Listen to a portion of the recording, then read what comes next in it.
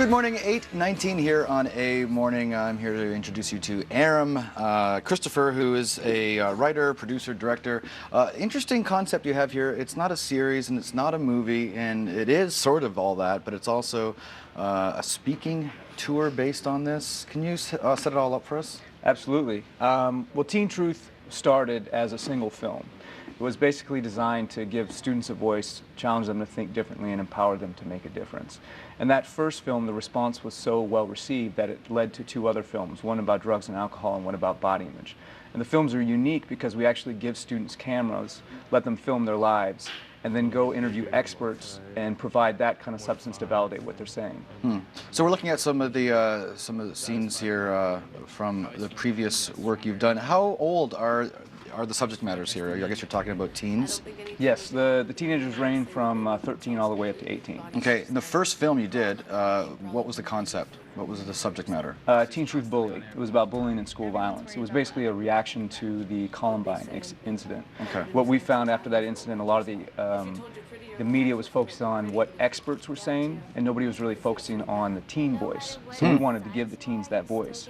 And after interviewing about 150 random students, diverse students, we found that they all had something to say. And no matter how much money their parents made or what color their skin was or what kind of social group they were from, they were all saying the same thing, and that was nobody was really listening to us. Well, because often young people will not listen to an older person, you know, even though that older person has maybe have gone through. Young people need to hear things from peers, and this is a perfect way of doing it. Absolutely. And so lots of subject matter you can get into with something like this, I'm sure. But how was the distribution of the cameras? Was it just a cross-section from all over North America? Because I know you've done it in California, too. Yeah, so we basically go out and the first film led to a speaking presentation called Teen Truth Live, and it's where we take the films into schools. The speaker gives an introduction of why we made this program, how it was made, screens the film, and then basically gives a motivational presentation about the issue from a personal perspective. And after doing these presentations, we have a lot of students that come up to us afterwards and say, you know, I have something to say too. And so we gather a lot of those students from the students that come up to us after the presentation and that are willing to, you know, tell their story. And often, I think these are teens that feel they are alone out there, when in fact, after they watch the series, the movie, they're going to realize this is common. I'm not alone out here. Absolutely, and I think that's the key, is that a lot of students come up to us and say, I feel so much better now because I feel like I'm not the only one that feels this way. I finally can feel comfortable talking about how I'm feeling because I know I'm not alone. You're a filmmaker, you know, you're from California. You could choose any number of projects you want to develop. We're even thinking of some right here on the show ourselves where you want to pitch a TV show.